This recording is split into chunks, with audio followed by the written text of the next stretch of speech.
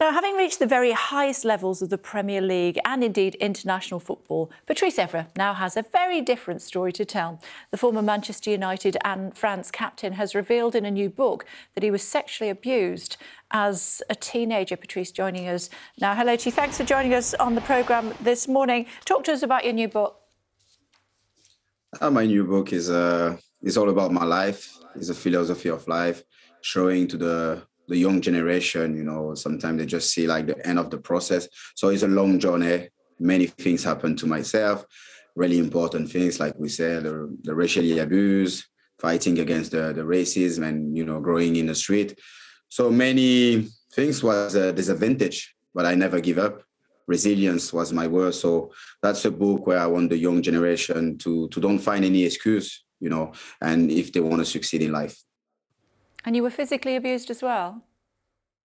Yeah, I said at the age of 13, something it was difficult for me to speak about. I only revealed that to my mom. Now I'm 40 years old. So it was something really difficult, and it happened when I was 13. And like I said, I was ashamed about it. I was feeling like a coward because I'm speaking out today because I want to help other kids, around the world. I'm not doing it for myself because I've been surviving with that for so many years. So that's why I'm encouraging any kids to have the same abuse as myself to come out and to speak to someone they can trust, and they're going to feel even much better, and the world will support them and helping them. And the person that abused you, did they subsequently, as a result of what they did to you, have they faced the full weight of the law?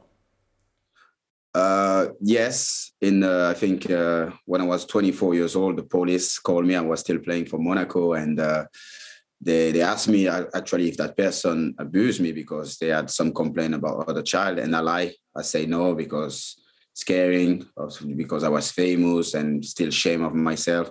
So I just erased that people from my memory, that person from my memory. I don't know how he look. I don't know his name. I don't know if he's in jail. I don't know if he's dead. So because I just deny everything. Yeah.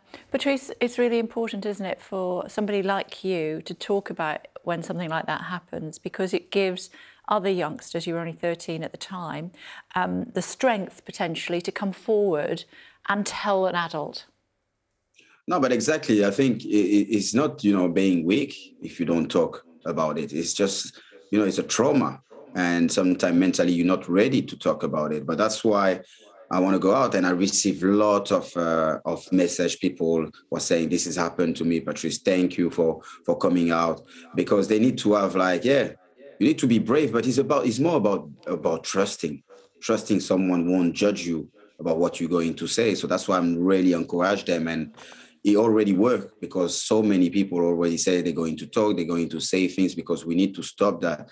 And it's not being weak, and don't be ashamed. Don't think you're not a good person, because I think that so many people for so many years, they treat you such a good human being. But I never feel that way because of that sexual abuse, because I was feeling first shame of myself. I was feeling as a coward. So it's really easy when you say you have to talk, but you need to be ready mentally to do that. And me, thanks to my the woman of my life, Margot, she opened myself emotionally, and I had enough of that toxic masculinity, and that's why I was able also to open myself. Yeah, and of course we know very well of the racist abuse that you faced as well from Luis Suarez from Liverpool. Yeah, like I said, I will never call Luis Suarez as a racist person because I don't know him close enough. But that day, of course, he used some racist word. But the racism is all about education. I say no anyone in this world born as a racist person. And now I had enough, all those big industry pretending they want to do something against the racists, because nothing is changing. And when we talk about that Super League, they shut down a project he didn't even start. So don't tell me the football instant they can do nothing against the racists. Even the platform, the social media, when we had something about the COVID-19, straight away you've been flagged. But when it's about racist comment, and I have got racist comment, I'm not crying to any social media because you can block them, you can delete them. But I think we can do much better. In fact, a Yorkshire cricketer's come forward just within the last few days talking about the racist abuse that he had, institutional racism as far as he was concerned, within Yorkshire Cricket Club. And he said that it just went on. It was considered as banter and nobody seemed to want to do anything about it. I'm guessing that was a similar situation in football up until very recently, where racist abuse was considered banter, was it, in the changing rooms? But of course, it's considering banter, and to be honest, it's normal. But that's why I say staying silent now is a crime. But the truth is, like, when you don't touch people's pockets, people won't do anything.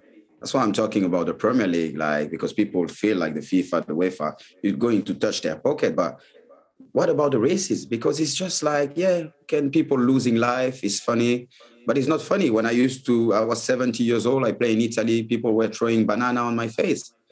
And I don't think it's funny, but I never give up. I never find any excuse. That's why I want people to the same color as mine to work even like more harder. But when you start losing your life because of your color, that's when, we have to stop. OK, Patrice Evra written his autobiography, I Love This Game. It's good to talk to you. Thank you for joining us.